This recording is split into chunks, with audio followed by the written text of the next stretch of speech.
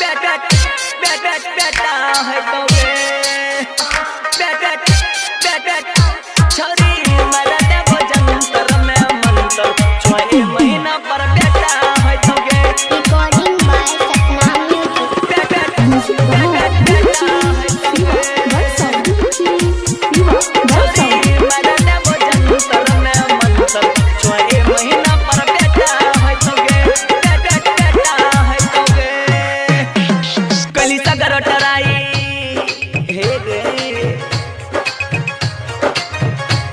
कली सगर try doctor से दिखाई अब मन का कोई ठंडले आई के हमरो शरण तन के सुमरन अब हमरो काया जमाइले कली सगर टराई डॉक्टर से दिखाई अब मन का कोई ठंडले आई के हमरो शरण तन के सुमरन अब हमरो काया जमाइले के छोरी मरा देबो जंतर में मंतर 6 महीना पर बेटा है तो के छोरी मरा वाला जंतर में मंतर की पक्का है अबरी बेटा है तो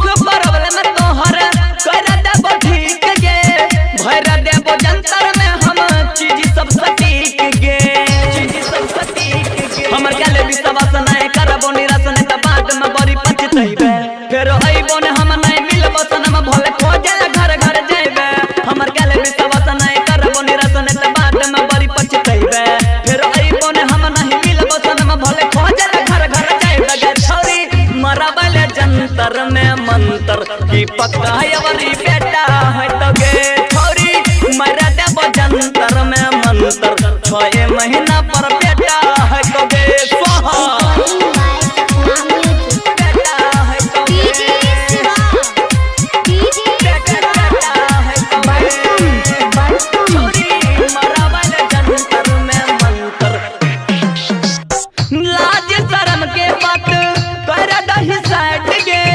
चेक करे भी कि न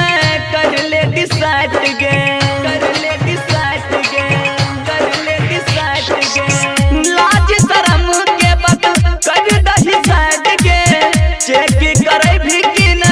कर ले डिसाइड गे हमर गारंटी की छे हमर बात गे सच दे तो बताई संतोष सम्राट गे ओहो जूनियर खेसारी लगे दोसर के नारी रहो आयल हमारा दुआर पर ओकर भए गेल काम पूरे 5 बजे समझ के मौके के बिचला है यार पा ओहो जूनियर खेसारी लगे दोसर के नारी रहो आयल हमारा दुआर पर ओकर भए गेल काम पूरे 5 बजे समझ के मौके के बिचला है यार पर के छोरी मरा वाले जंतर में मंतर 6 महीना पर बेटा है तो गे छोरी मरा देबो जंतर में मंतर की पक्का है अवरी